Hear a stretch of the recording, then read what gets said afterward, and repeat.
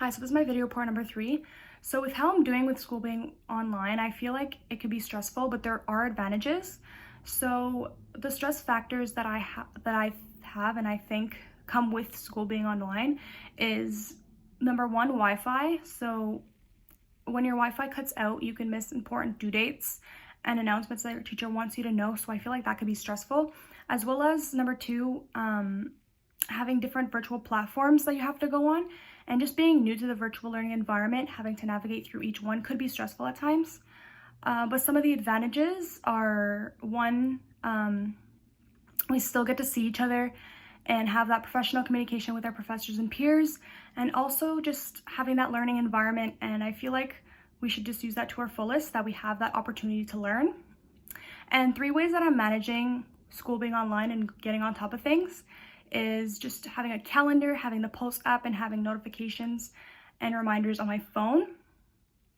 So if the Pulse app doesn't work and my Wi-Fi is down, I still get those notifications pop up on my phone saying, oh, this is due this day.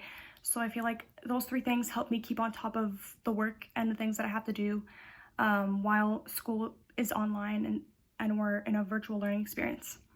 So the term content in the context of a life skills lesson is basically, it provides guidelines around which coach organizes learning activities.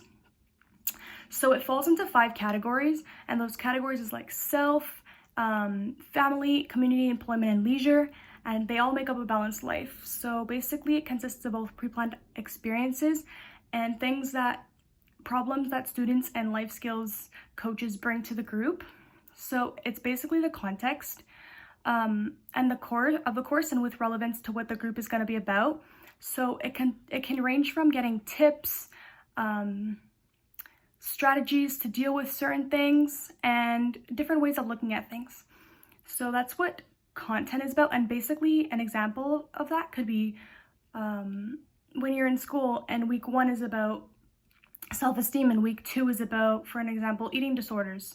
So it's basically what you're going to be learning that week and what the content is going to be about. Like what you're going to learn is going to be eating disorders.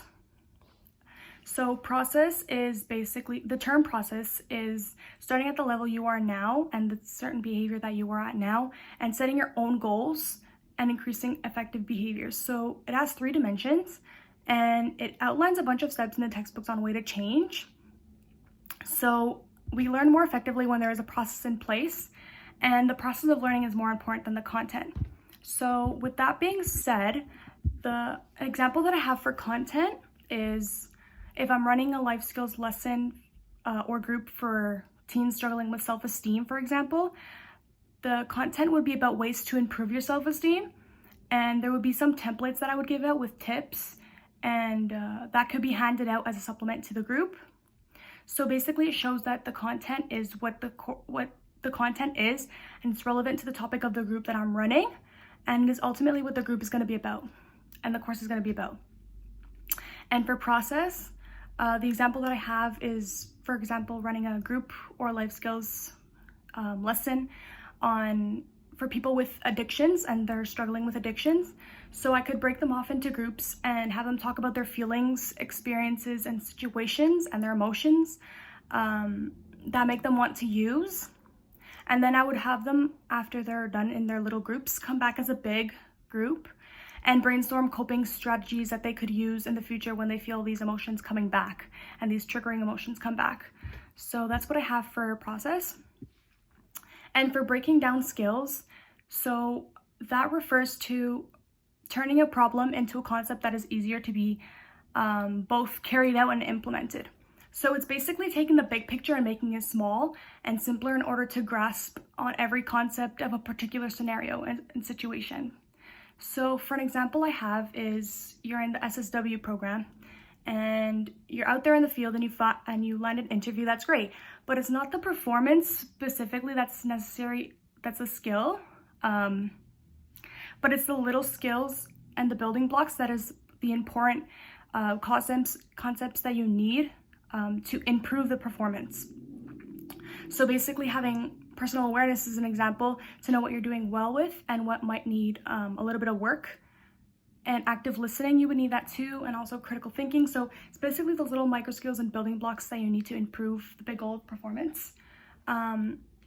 So for an example, if I'm running a life skills lesson, we would need, if we were looking at something like managing emotions, for example, we'd have to break that down into several blocks. So basically the process of breaking down skills. So we'd first look at what kind of emotions that you present with, and if there's anything that's triggering bad emotions that you present with.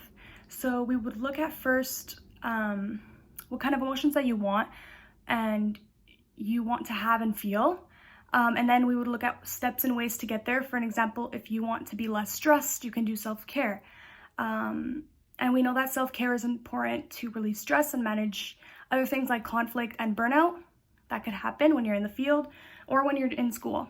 So there's also, you can do, as a small building block, you can do journaling and keeping a sense of where you are at now.